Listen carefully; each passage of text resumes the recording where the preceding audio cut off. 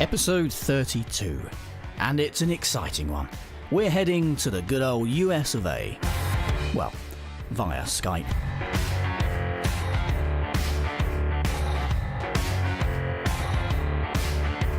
This is Partners in Crime with Adam Croft and Robert Dawes. Welcome everybody to another episode of Partners in Crime. Hello Bob.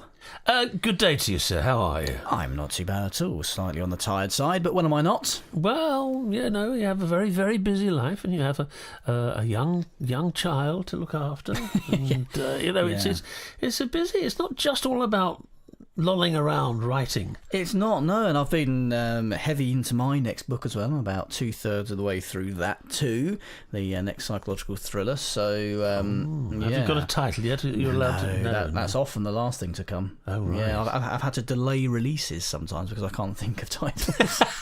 that's the thing that I really struggle with. Not a problem I have with mine because they all have The Rock in it somewhere. Yeah, if you theme at the moment, if you theme them, that works. But, no, and sometimes I kind of get halfway through and I struggle and I hit a bit of a wall. At that point I stop and I think of a title and I pass that on to the cover designer and get the cover done. And when that comes back to me and I can see an actual book, that quite often nudges me over the line. It inspires you. Yeah, it nudges me over the line. To get over that. Well, that's good. Well, that's smashing. Well, anyway, hello everyone. Here we are again. 32 episodes down the line, or not quite yet. We're not over the finishing line for number 32. Well, hopefully we'll get to the end of it. I'm not planning on dying in the next half an hour. Well, no, but if you do, please let me know about it. I'll let you know. It'd be hard to notice sometimes. Listen to you. No, darling. So anyway, he laughed nervously. You've got to be very careful when you're dealing with crime writers. Yeah. Anyway, so we've got a great show. We've got a wonderful guest this week, someone we wanted to be on the show for a very long time, and happily has joined us, and that's Tess Gerritsen, who will be talking to us from her home in Camden, Maine, in the US of A. In the meantime, we have some recommendations. Yes, do we not? Yes. You want to kickstart with yours? I personally don't, because I've been so busy this week writing my own book that I haven't had a chance to really watch anything. I was, though, going to say hello to lots of new listeners that we've picked up in the last couple of weeks, because our last couple of episodes with Stuart McBride and Val McDermott have been super popular, and we've basically doubled our audience in the last fortnight. Well, so there's a lot of new people to say hello to. I don't know them by name, but hello to you all. But yes, in terms of recommendations, I this week have nothing again. Okay, well, when I get time to sit down in front of the TV or pick up a book, I'll let you know. But I've got a feeling it might be after Christmas now. Well, I'll dive in. If you can hear anything in the background, sounds like a cat meowing. Everyone, it is a cat meowing. It's Adam's cat, who's a big fan of the podcast, and is outside the door, absolutely infuriated that once again we're not interviewing her. So here we go. My recommendation this week is for a Scottish writer. This Scottish writing talent seems to be unending, I'm happy to say. But I'm a big fan of a Glaswegian writer called Mason Cross. I'm sure many of you have heard of him, and indeed many of you have read his books. If you like Lee Child, if you like Simon Toyne, you will like Mason Cross. Last year I read his first book, which was The Killing Season, which has his hero Carter Blake, setting about all sorts of challenges, as you can imagine, and I was absolutely so impressed with the story. It was literally one of those books, and here comes a cliche, I couldn't put down. Well, he's got his latest book out, which is Latest Presumed Dead. The tag is, What Do You Know About the Devil Mountain Killer? Then, Adeline Connor was the Devil Mountain Killer's final victim. After she was gunned down, the murderer disappeared, and the killing spree ended. Now, Carter Blake has been hired to do what he does best, to find someone. But this time, he's hunting a dead girl. Adeline Connor's brother is convinced she's still alive. But this town doesn't want an outsider digging up old business, and as Blake gets deeper into the case, it starts to become clear that the murders didn't just stop 15 years ago.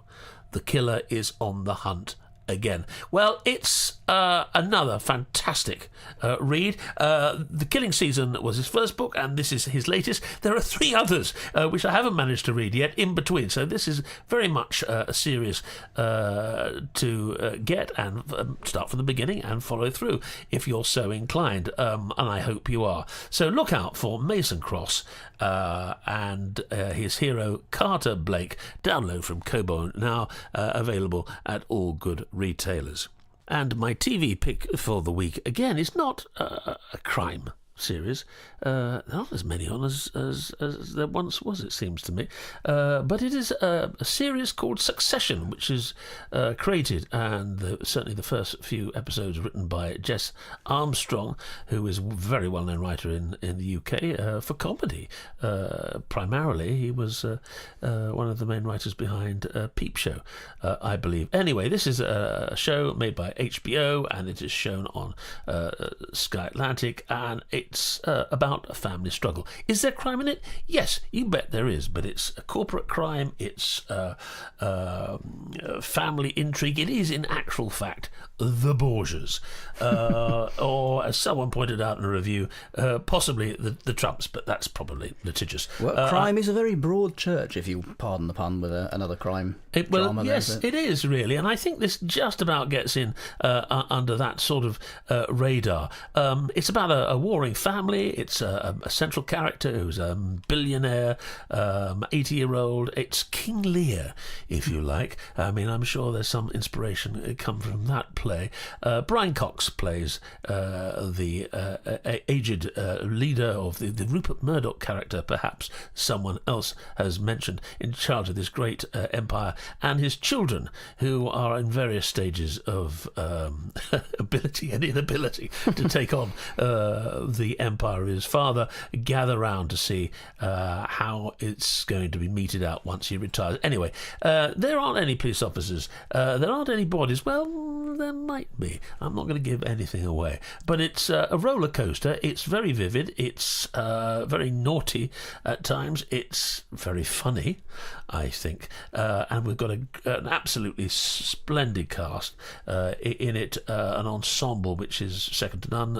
Matthew McFadden's in it, playing one of the slimiest characters you've ever seen on your screen. Quite hilarious and terrifying at the same time. Brian Cox is absolutely excellent. Jeremy Strong plays his eldest son in a performance of great range and detail. So I watched the whole thing. Is it a crime series? No. Is there crime in it? Yes. Is it worth watching? Absolutely. That's Succession by Jess Armstrong. HBO series available in the UK on Sky Atlantic, and hopefully platforms throughout the world. Watch if you can. Well, if we're talking about things that aren't even crime, I watched Dragon's Den last night. Does that count? I don't know. Sometimes you watch someone giving a pitch and you think this is criminally bad. Yes, that's true. But how do they get a deal out of that? Exactly. But it's quite dramatic the way they go up and come down in the lift as the steel gates cross in front of them. Someone's going to get caught in that mechanism one day. Yes. And then we're talking crime. Fingers. Right. If any of the books we've been talking about on the show so far, or will continue to talk about, tickle your fancy, then do head over to kobo.com, and if it's your first purchase from Kobo, those lovely people will give you 90% off if you enter the promo code CRIME at the checkout, exclusive to listeners to Partners in Crime. Speaking of books, shall we get on with today's guest? Oh yes, please. Let's not keep her waiting. Tess Gerritsen began her career as a physician in Hawaii, having graduated from Stanford University with a BA in anthropology and studied medicine at the University of California, San Francisco. Her medical background has brought a unique flavour to her books through both her best-selling medical thrillers and the Rizzoli and Isles crime thrillers, which was adapted for television starring Angie Harmon and Sasha Alexander. Now, Tess's books have sold more than 30 million copies worldwide, and we're delighted she joins us on the show now. Hello, Tess. Hello, good to talk to you. And to you. Now, your writing career began almost accidentally, didn't it? Is it right you had your first short story published while you were on maternity leave? Yes, it was. I was on maternity leave in the hospital, and I saw a contest advertised in the state magazine and thought I would enter it. And to my surprise, I won first place. But actually, you know what? My writing career goes back before that. I wrote my first book when I was 7 years old. Wow. Goodness me. Wow. And what was it called? It was about my dead cat. Oh, right. I was already writing about pathology back then. Wow. Well, interestingly enough, I mean, you established yourself as a best-selling writer, writing romance. Is that the case? Yeah, well, it was romantic suspense. So it was 50% murder mystery and 50% romance. And it's, there's a lot of different genres or subgenres in fiction, and romantic suspense was the one that I loved to read at the time, but I still love to read it. Yes. But was it a big move to start moving into writing crime novels? Was that a big switch? No, it wasn't, because my romantic suspense novels always had quite a bit of suspense in them. There was always a murder, there was always crime, and I remember when my first Harlequin came out, I was told by the editor that I had killed more people in that book than they had ever any book they'd ever published. I think there were 13 dead bodies in that first romance, so that was kind of a record breaker. Wow. So it was a very natural transition for me just to move into regular crime novels and just make the romance, if there was any romance at all, much more of a minor element. Now, Tess, I've seen some interviews with you where you've mentioned that Maura Isles is very much based on you, and there's a lot of your biographical detail in her. And I've also read that your first short story, which we touched on a moment ago, which I think was called On Choosing the Right Crack Seed, also has a kind of a slight autobiographical detail, doesn't it? Is this something that kind of is a thread through what you write, that you feed quite a lot of yourself into your books? It really depends on the book. Definitely on Choosing the Right Crack Seed was very autobiographical, because it was my experience as a child with a mother who continually tried to kill herself. What do you do when you feel like you're the adult in the family and you're only 12 years old? So that was certainly autobiographical. The part with Maura, I slipped myself in there without being aware of it in many ways. I was writing the Jane Rizzoli books, and Jane Rizzoli is the exact opposite of me. So I introduced a medical examiner. It just felt very natural just to put myself into her head and give her all my biographical details. So Maura went to the same medical school, the same undergrad. She drinks the same wine. She plays the piano. There's so many things that I just did shorthand and just put myself into her head. I mean, she doesn't appear, does she, Maura, until the second book in the series? It was, if I remember rightly, it was Jane and Thomas More in the first one. Yes. Wasn't it? Correct. She was just a throwaway character in the second book. And here's the background behind Maura Isles. I sometimes auction off the right to name a character for charity, and the winning bidder that year wanted me to name a character after his relative, who was a Dr. Maura Isles. So I named a character. I thought she would never appear again, called her Maura Isles, and became quite interested in her because she was very mysterious to me, and I want to know more. And she ended up becoming the star of the third novel, and then she never left. So was the character of Maura entirely invented, or was there any kind of biographical detail of the real life Maura in there at all, or was it just a name? It was just a name. I don't even know whether the real Dr. Maura Isles was alive at the time that the winning bidder gave me the name. And I have not found out anything about her. So it's, she may be alive and having a good laugh over all this right now. And constantly having to say to people, no, not that one, when she's asked her name. Right. Was it a hard pull away from your work as a physician to start writing? Had writing always been very much in your mind, and it's something that you looked at some point to do? Writing has always been my first love. And as I mentioned, I wrote my first book at 7, and I always wanted to be a writer. But I grew up in a fairly conservative Chinese-American family. My father said, the arts is no way to make a living. Nice. So he convinced me to go into medicine, which was, fine, because I love science. I enjoy science. But all the way through medical school and through my medical residency training, I always knew I was going to write. Whether it was a hobby or whether it was going to be something more serious, I didn't know. But so it was not difficult for me to make that transition. Wow. So now I'm someone who actually came to your books via the television series Rizzoli and Isles, which I have to say I used to binge watch in long afternoons at locations on set when you're waiting to be called on set as an actor. I used to have my laptop and I used to just binge watch the series very happily, and I used to resent deeply having to be pulled away by the knock on the door by a third AD saying you're ready for you on set. So I absolutely fell in love with the characters. I fell in love with the stories, and that led me to the books. What were your feelings on the television series initially? Well, first of all, anybody would be thrilled to have their books turned into a television series, and I certainly was. Of course, there were a lot of differences, and I was very aware of them.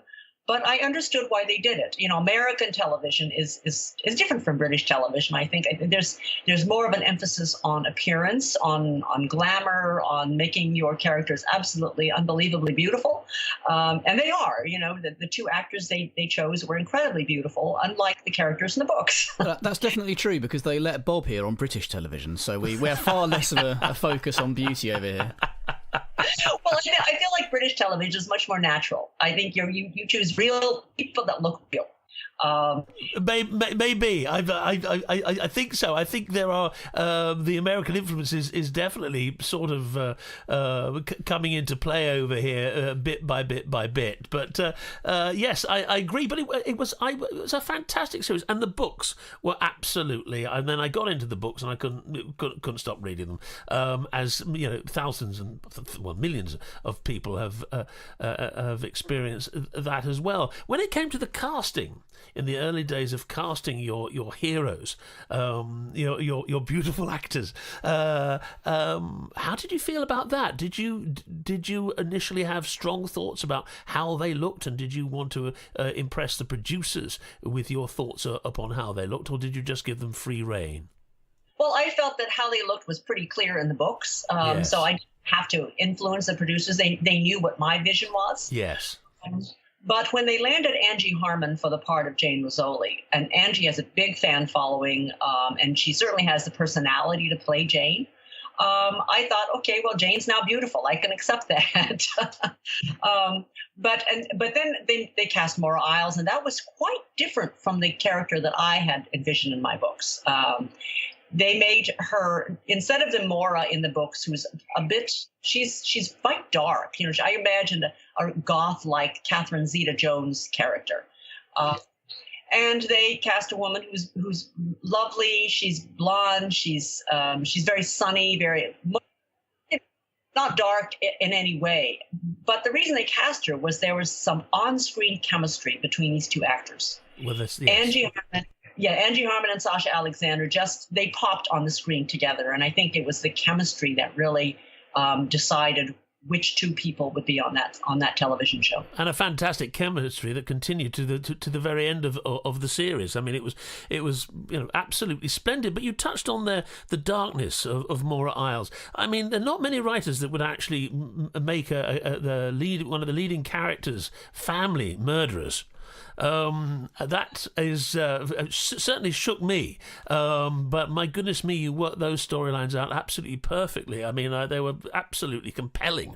How did you feel about that? I mean, obviously you did it. Was it a big move for you to actually be so bold in that particular area? It was actually based on a real case. Oh, right. Yeah. And in fact, if you watch CBS Reality, that particular case will be on British television in October. Oh. Yeah, it's the true crime between the book. So Maura Isles, I had written, I think probably in the Sinner, I had set up the fact that she was adopted, and that she never knew her birth parents. And that was it was a throwaway detail. I had no intention of taking that anywhere. It was like leaving the gun on the mantelpiece and never realizing you're going to eventually use it. Yes. So the fact she's adopted meant nothing. It didn't really matter until I read about a case that took place in Oregon about a young man who discovered that his father and his grandfather were serial killers. And this story made the news, and I couldn't stop thinking about what was it like for that young man to find out he has this horrible bloodline. And a light bulb went off, and I thought, aha, that's Maura. That explains where her darkness comes from, is that she has this really horrifying bloodline. And that's where Body Double came in, and we find out who her birth parents are. Well, that's a fascinating story. I mean, the fact that it's rooted in reality as well. Is that Written in Blood? Is that the CBS reality show? Excellent. Yes, presented by a friend of the show, Simon Toyne. So we'll have to look out for that. We had a great time in Oregon together a couple weeks ago filming that. Yeah. Yeah. He's great, isn't he? We had him on the show not long ago, and he was smashing and a mind of information. I mean, your standalone books, again, hugely, popular bestsellers. Do you have a different mindset when you're writing a standalone book to that of the Rizzoli and Isles series? Is that a different space you enter, a different way of writing? It is. The standalone books are born of, I must write this book. It's because, if it were up to my publisher, they would want Rizzoli and Isles again and again and again. So for me to step out of that and say, no, I want to write this other book, I have to be really and truly passionate about the project. And that's what happened with Playing with Fire. It was a book my publisher was never expecting to get, but it was one that I felt compelled to write. Same with Bone Garden. I felt compelled to write that book. And those books are passion projects. They don't always sell as well because people expect the same old series characters. But they're books that I had no choice. They were sitting on my heart, and they just said, you have to tell the story. Well, you've kind of skipped around genres a fair bit. I mean, you've had medical thrillers, crime thrillers, historical thrillers as well, with the Bone Garden, which is set in the 1830s, I believe. And you mentioned there Playing with Fire, which is an interesting one I did want to touch on, because as part of that book, you composed, I believe, a piece of music for violin and piano, being a bit of a violinist yourself, aren't you? Tell us a bit about that. Well, let me tell you about how that project came about, because it was one of these mysterious projects that came to me from my subconscious. I was in Venice for my birthday, and while there, I had this horrible nightmare. I dreamt that I was playing my violin, and there was a baby sitting next to me.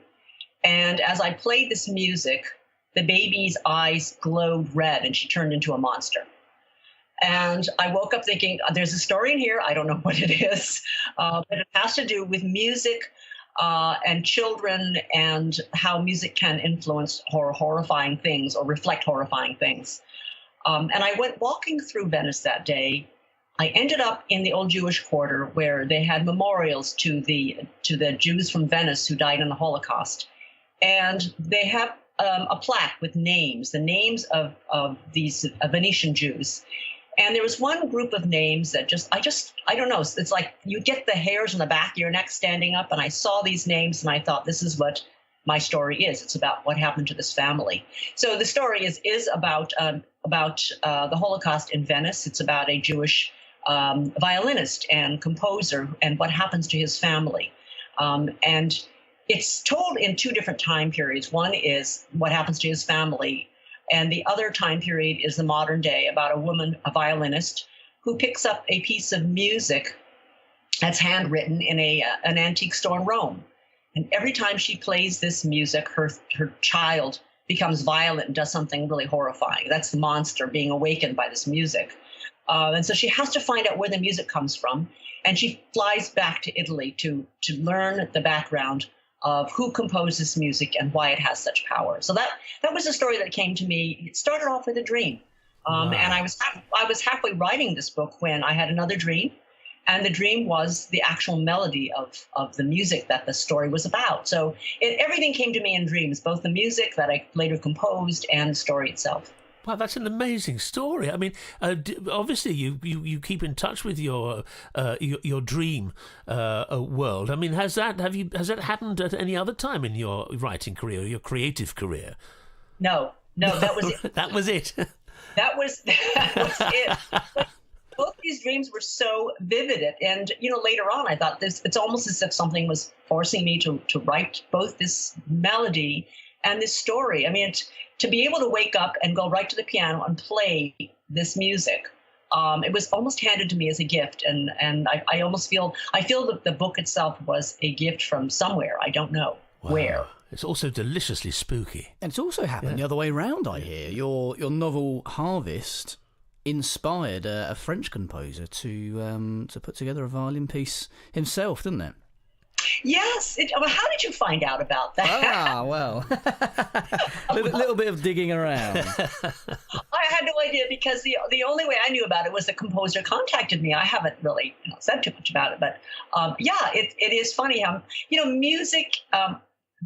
I'm purely amateur when it comes to violin. I'm a little better on the piano, but it is truly the universal language, and you don't have to speak the same language as a violinist. But if you put the same sheet of music in front of them and in front of yourself, you understand. You can communicate through the music. So it's something that we can share with anybody around the world through music. Wow, it is. It's a universal language. You're absolutely right, yeah. Yes, well, I played the trumpet, Tess, badly. which everyone in my family says that's not particularly universal, and will you please put it away? It's not universally despised, I don't know. Yeah. They're quite universal in that, believe me. They certainly are. So, Tess, do you have, do you write from home in Maine, I take it? Yes. And do you have a pattern to your writing? You set about writing a novel, be it a part of the series or a standalone or whatever you're working on at the time. Do you have a particular regime that you follow? Do you set yourself time limits? Do you work in a certain way? I mean, what's the pattern of your writing life? Well, I'll tell you the one thing that's unusual about my pattern is that my first drafts are with pen and unlined typing paper. I can type really fast, so that's not the problem. The problem is if I'm sitting in front of a screen and a keyboard, I feel the unbearable urge to edit constantly as I'm working, and I end up editing a piece to death. So I find that my handwriting, when I do it on the paper, it's more like playing. I don't stop to edit. I can have this forward momentum, and I write my whole first draft with pen and paper. And you've got no temptation to log on to Facebook or Twitter either? Well, that's always there.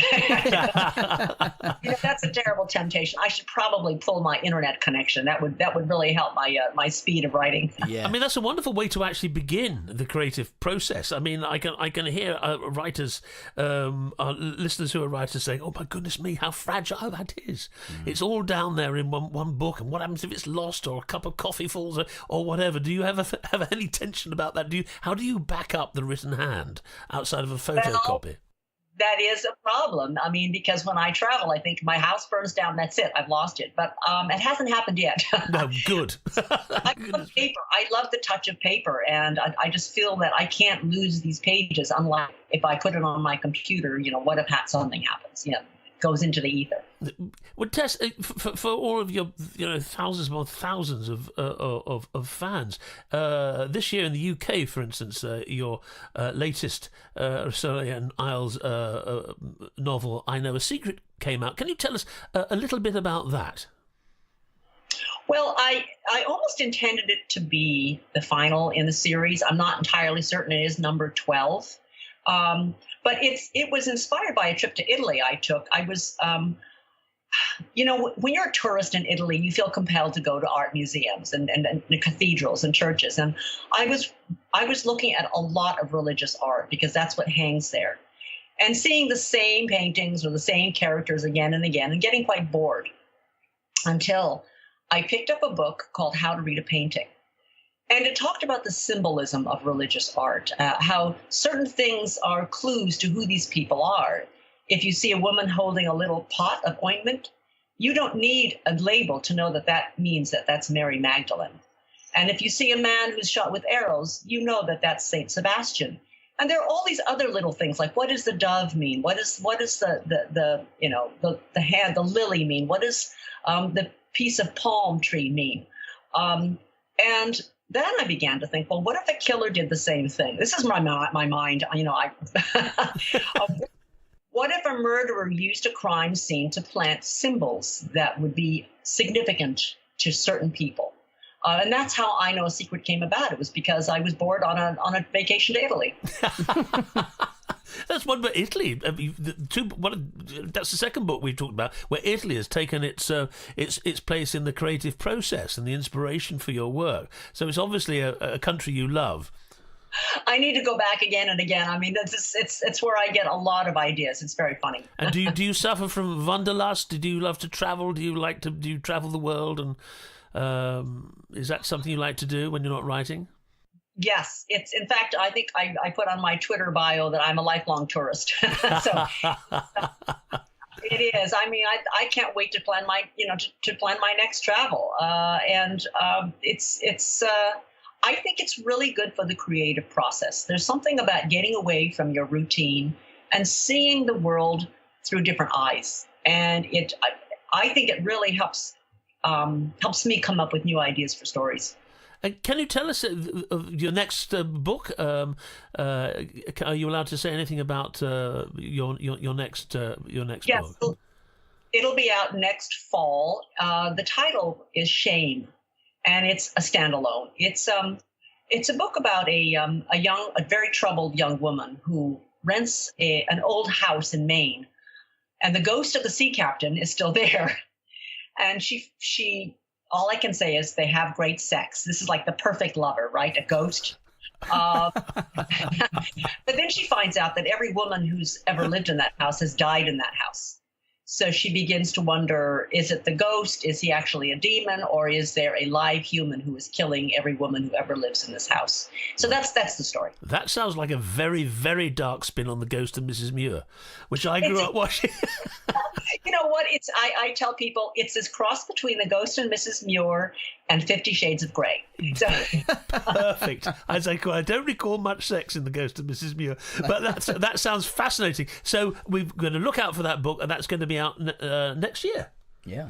Well, Tess, it's been such great fun talking to you, and it's everything we hoped it would be. Thank you very much for taking time to chat to us over here in the UK, and to all the listeners around the world who are going to be listening to this. Thank you very much. I am looking forward to your next book, and I am about to get stuck into I Know a Secret. So that's the last one. I've got the set, and I do hope there's going to be another one. Me and many thousands of others. I need another trip to Italy to find out. Yeah. Thank you once again, Tess. Lovely talking to you. Take care. Nice to talk to you. Well, we have officially crossed the Atlantic. We're now stateside. Well, we have, and I was rather nervous about talking to Tess. We met very briefly, just sort of hello at Harrogate Theakston's Crime Festival a couple of years ago, where I was tongue-tied, to say the least. I mean, she's such a hero of mine. She's a great crime writer, and the way that she mixes the crime with the medicine and all those things, it's perfect for me. As I've said, I used to binge watch Rizzoli and Isles very often, and then I used to alternate it very occasionally with House, another one series I absolutely love. So there's obviously a medical thing that I'm drawn to. Is it all the doctors you've played on TV? Might that have something to do with it? Yes. Life this side of the stethoscope. But yeah, it was great. So I was a little nervous, but my goodness me, she's lovely, isn't she? Yeah. and a superbly interesting insight into the workings of one of the great crime writers in the world. Well, she has mentioned lots of her books there. There's lots of different styles. If you want to, head over to kobo.com and pick up one of Tess Gerritsen's books. If it's your first purchase, I should say, not first purchase, from Kobo, if you enter the promo code CRIME at the checkout, then you'll get 90% off that first ebook bought from Kobo. We can't say fairer than that, can we? You cannot, and we say it every week, you cannot say fairer than that. And I'll tell you where I fancy heading off to, and that's Italy, based on what Tess says. I mean, it's obviously been an inspiration to her, and that's a wonderful thing, actually. You travel and you pick up ideas and what happens. I mean, it happens to us all, really, and you're just desperate to get back and crack on. Do you reckon we could squeeze in a quick trip to Italy before our next episode? Well, I would love to. Where do you fancy going? I don't mind. Bologna? Yeah, if we head down to Luton Airport and see what they've got, I think would probably... Or there's always Bognor. There is. Yeah, we'll... No. Buongiorno, folks. Kiss me quick. Kiss your what? Partners in Crime was presented by Adam Croft and Robert Dawes and produced by Adam Croft. The theme tune was by the Caesareans. The Partners in Crime logo and imagery were designed by Stuart Bache. Partners in Crime is sponsored by Kobo, your favourite local bookshop, perfected.